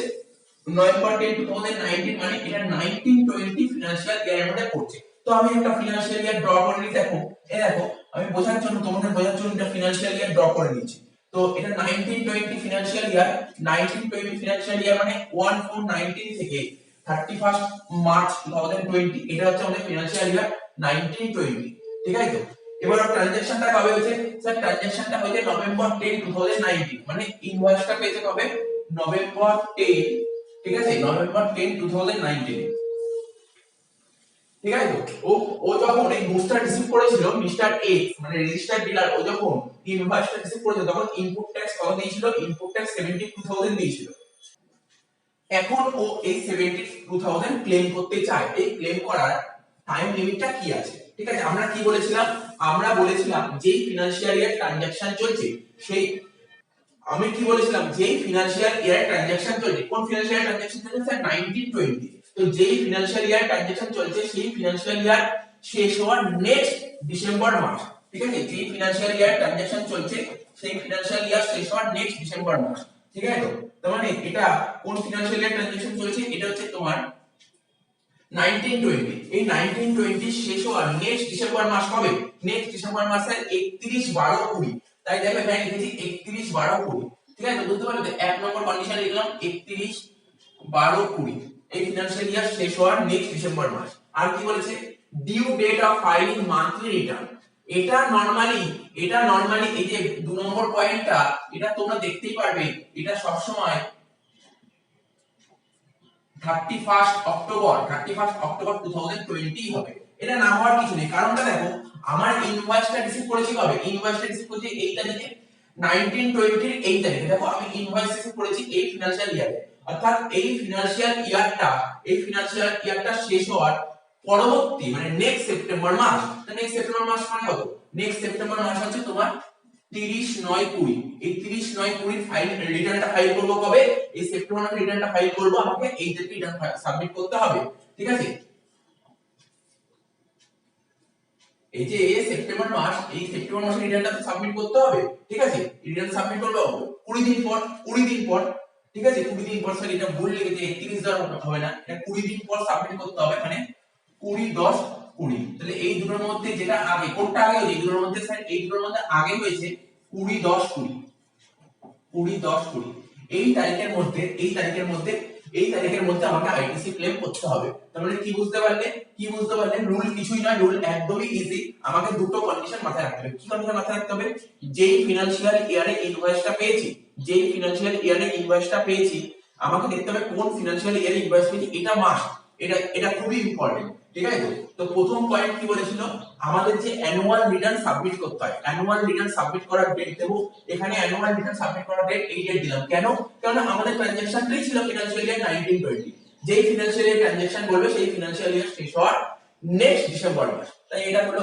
আর কি বলেছে? আর হচ্ছে যেই ফিনান্সিয়াল ইয়ার ট্রানজাকশন দেবে সেই ফিনান্সিয়াল ইয়ার শেষ হওয়ার নেক্সট সেপ্টেম্বর মাসে মান্থলি রিটার্ন সাবমিট করি। কবে আমরা মান্থলি রিটার্ন সাবমিট করি? পরের মাসের 20 তারিখ। তো হয়ে গেল পরের মাসের 20 তারিখ। তো এটা বুঝতে পারলে এই দুটোর মধ্যে আগে হলো কোনটা?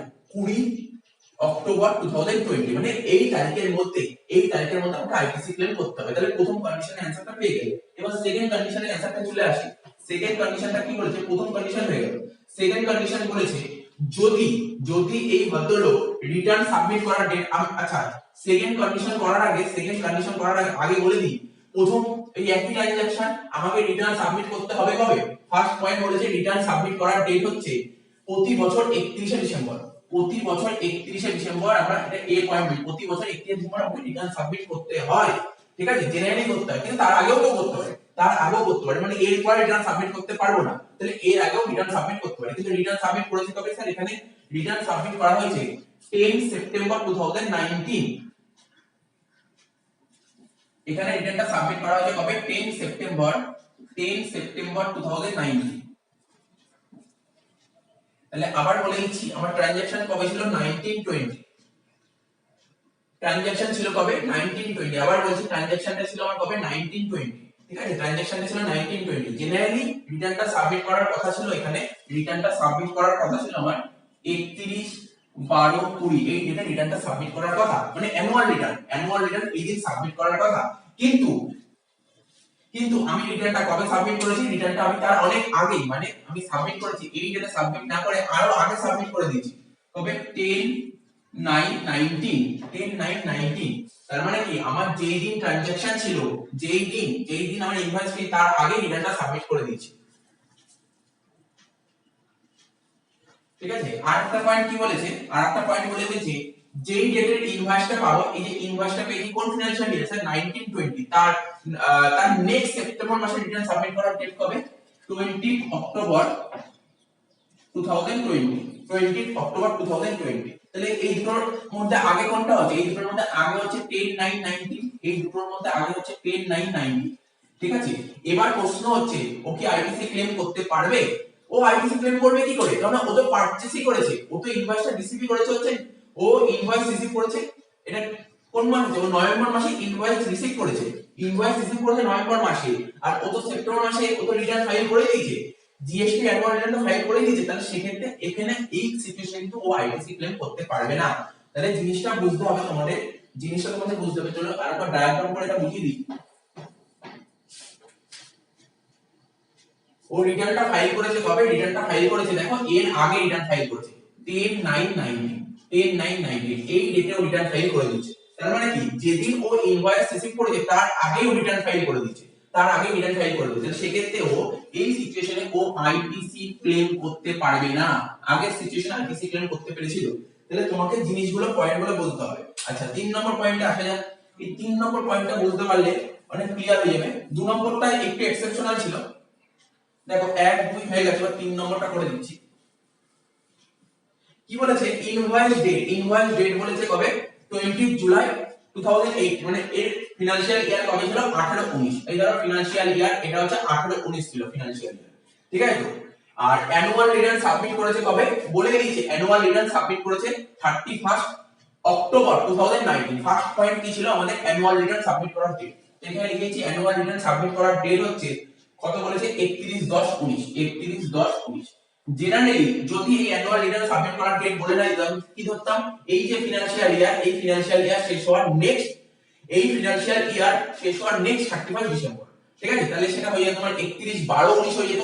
সেটা 31/12/19 এর জায়গায় 31/10/19 কেন লিখলাম? যেহেতু রিটার্ন সাবমিটেড ডেট বলে দিয়েছে, ঠিক আছে। এ আর বি নম্বর পয়েন্ট, যেই ডেটের ইনভয়েস, কোন ফিনান্সিয়াল ইনভয়েস স্যার?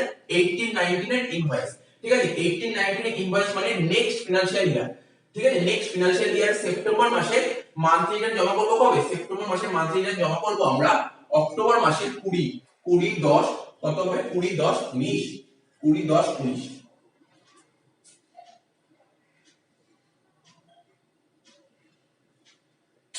তার মানে এই দুটোর মধ্যে আগে কোনটা হয়েছে স্যার? এই দুটোর মধ্যে আগে হয়েছে 20-10-19, ঠিক আছে। এই তারিখের মধ্যে, এই যে এই তারিখের মধ্যে ওকে আইটিসি ক্লেম করতে হবে। 20-10-19 এর মধ্যে ওকে আইটিসি ক্লেম করতে হবে। কোন তারিখ থেকে 20-10-19 এর মধ্যে? এই 20 জুলাই থেকে, 20 জুলাই 2018 থেকে 20-10-19 এর মধ্যে ওকে আইটিসি ক্লেম করতে হবে। আশা করি বুঝতে পেরেছো। টাইম লিমিট কিছুই নয়, টাইম লিমিট একদম ইজি। আচ্ছা, নেক্সট সিচুয়েশন, এই নম্বরের আরেকটা সিচুয়েশন বলেছিল, বলছে যদি অ্যানুয়াল রিটার্ন সাবমিট করে 20-9-19, অ্যানুয়াল রিটার্ন যদি 20-9-19 এ সাবমিট করে, এটা হচ্ছে অ্যানুয়াল রিটার্ন সাবমিট করেছে। আর কি বলেছে? Due date of monthly return, নতুন করে বলার কিছু নেই। এটা কি ছিল? তাহলে এটা হবে হচ্ছে নেক্সট ফিনান্সিয়াল ইয়ারের সেপ্টেম্বর মাসের মান্থলি রিটার্ন, ঠিক আছে। তার মানে কি 20 অক্টোবর 2019, এই দুটোর মধ্যে আগে কোনটা হয়েছে? এই যে এইটা। তার মানে কি আমাকে কোন ডেটের মধ্যে আইটিসি ক্লেম করতে হবে? আমাকে আইটিসি ক্লেম করতে হবে 20 জুলাই 2018 থেকে 20 সেপ্টেম্বর 2019 এর মধ্যে। এই টাইমের মধ্যে আমাকে আইটিসি ক্লেম করতে হবে, ঠিক আছে। এই পিরিয়ডের মধ্যে আইটিসি ক্লেম করতে হবে। আচ্ছা, তো এটা হয়ে গেল 3 নম্বর, হয়ে গেল 4 নম্বর। 4 নম্বরটা দেখা যাক কি বলেছে। 4 নম্বরটা বলছে ইনভয়েসের ডেট বলেছে 10-11-18, 10-11-18 মানে এই ফিনান্সিয়াল ইয়ারের মধ্যেই পড়ছে। তার মানে আমাকে জিএসটি অ্যানুয়াল রিটার্ন সাবমিট করতে হবে কবে? জিএসটি অ্যানুয়াল রিটার্ন সাবমিট করতে হবে এই ফিনান্সিয়াল ইয়ার শেষ হওয়ার নেক্সট, এই ফিনান্সিয়াল ইয়ার শেষ হওয়ার নেক্সট ডিসেম্বর মাস, ঠিক আছে। নেক্সট ডিসেম্বর মাস মানে 31 ডিসেম্বর, 31-12-19, এই ফিনান্সিয়াল ইয়ার শেষ হওয়ার নেক্সট 31 ডিসেম্বর, এটা, ঠিক আছে। আর 2 নম্বর কি করতে হয়? 2 নম্বর কি করতে হয়? আমরা কোন ফিনান্সিয়াল ইয়ার ইনভয়েস পেয়েছি? 18-19 এর ইনভয়েস পেয়েছি। তার মানে এই ফিনান্সিয়াল ইয়ার শেষ হওয়ার নেক্সট সেপ্টেম্বর মাসের মান্থলি রিটার্ন, মানে নেক্সট সেপ্টেম্বর মাসের মান্থলি রিটার্ন হচ্ছে তোমার 20 অক্টোবর 2019।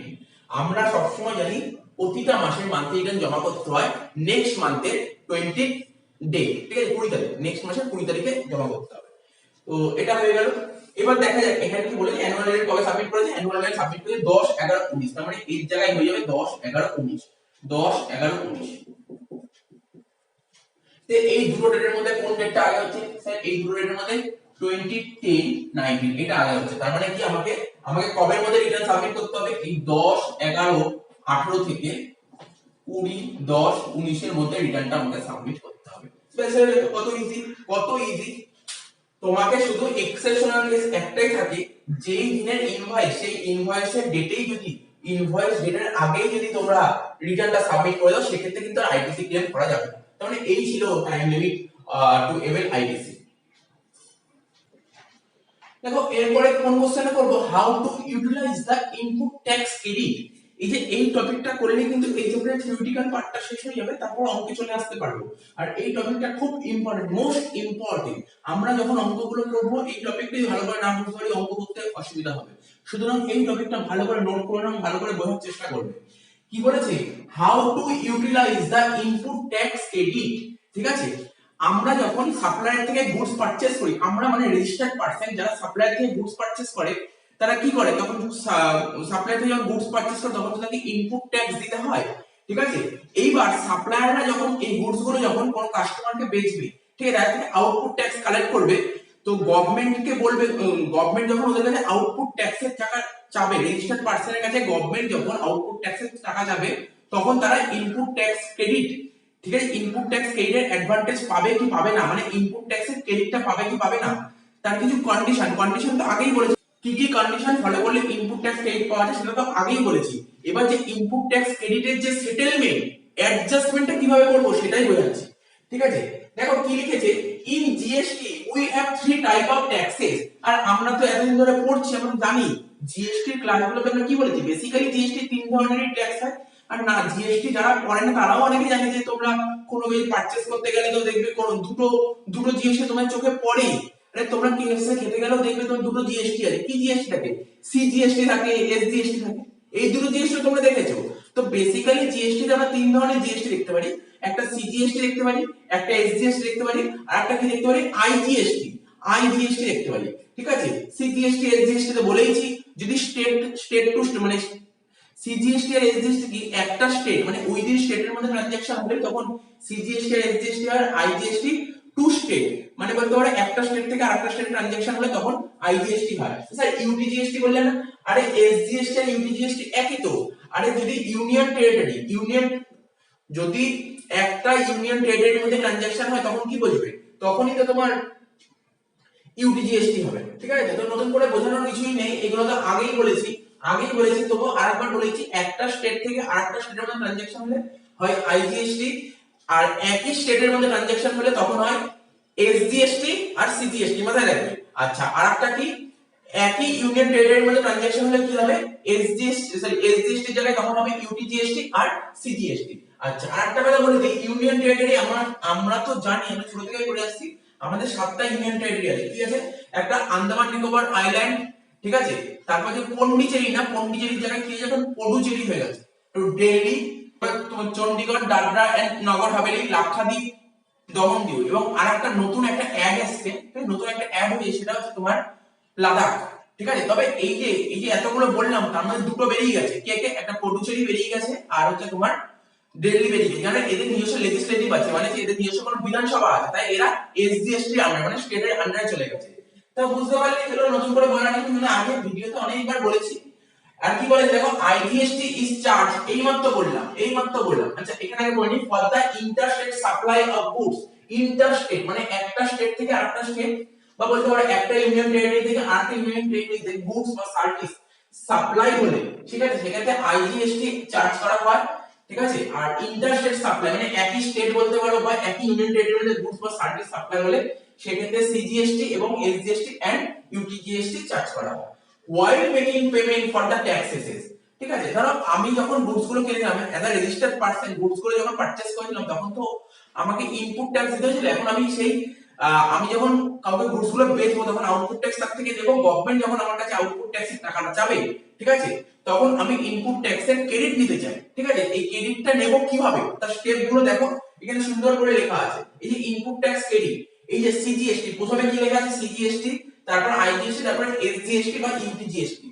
তো সিজিএসটি এর ক্রেডিটটা কার সঙ্গে অ্যাডজাস্ট করব, মানে সিজিএসটি এর টাকাটা, এই যে সিজিএসটি যে ইনপুট ট্যাক্স, ধরো as a registered person CGST যে ইনপুট ট্যাক্স দিয়েছিলাম, ঠিক আছে, সিজিএসটি যে ইনপুট ট্যাক্স দিয়েছিলাম সবার প্রথম অ্যাডজাস্ট করব, first to be utilize for payment, সবার প্রথম কার সঙ্গে অ্যাডজাস্ট করব, সিজিএসটি এর আউটপুটের সঙ্গে, মানে ইনপুট সিজিএসটি অ্যাডজাস্ট করব আউটপুট সিজিএসটি এর সঙ্গে। আচ্ছা সবার ফার্স্ট বলছি, তারপর আইজিএসটি, ঠিক আছে, ইনপুট আইজিএসটি আউটপুট আইজিএসটি এর সঙ্গে সবার প্রথম অ্যাডজাস্ট করব। আচ্ছা ইনপুট এসজিএসটি বা ইনপুট ইউটিজিএসটি সবার প্রথম অ্যাডজাস্ট করব, যদি এসজিএসটি হয় তাহলে আউটপুট এসজিএসটি, আর যদি ইউটিজিএসটি হয় তাহলে সবার প্রথম আউটপুট ইউটিজিএসটি এর সঙ্গে অ্যাডজাস্ট করব। তার মানে বেসিক্যালি তোমরা কি বুঝতে পারলে, এই যে ইনপুট আছে এই ইনপুট গুলো সবার প্রথম অ্যাডজাস্ট করব এদেরই আউটপুটের সঙ্গে, এটা সবার ফার্স্ট কাজ। নেক্সট তারপরেও যদি ব্যালেন্স বেঁচে থাকে, স্যার যদি সিজিএসটি এর ব্যালেন্স যদি বেঁচে থাকে, সিজিএসটি এর সঙ্গে অ্যাডজাস্ট করার পর যদি সিজিএসটি এর ব্যালেন্স বেঁচে থাকে তখন আইজিএসটি এর সঙ্গে অ্যাডজাস্ট করবে, ঠিক আছে, এসজিএসটি এর সঙ্গে অ্যাডজাস্ট করতে পারবে না। আচ্ছা আইজিএসটি এর সঙ্গে অ্যাডজাস্ট করার পর যদি কোনো ব্যালেন্স বেঁচে থাকে তখন সে সবার প্রথম সিজিএসটি, যদি কোনো ব্যালেন্স বেঁচে থাকে সবার প্রথম সিজিএসটি এর সঙ্গে অ্যাডজাস্ট করবে, দেন এসজিএসটি এন্ড ইউটিজিএসটি।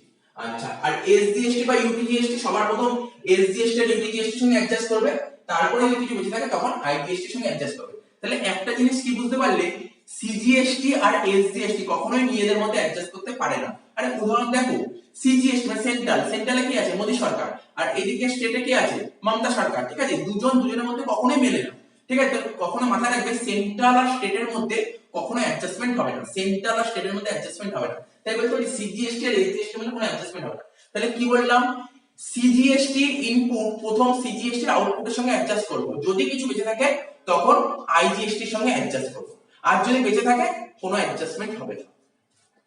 এসজিএসটি যত টাকা ইনপুট আছে, ঠিক আছে, সবার প্রথম এসজিএসটি আউটপুটের সঙ্গে অ্যাডজাস্ট করব, যদি বেঁচে থাকে তখন আইজিএসটি এর সঙ্গে অ্যাডজাস্ট করব, বাকি বেঁচে থাকলে সেটা ফরওয়ার্ড হবে, ঠিক আছে, ক্যারি হবে কখনো অ্যাডজাস্ট হবে না, কার সাথে?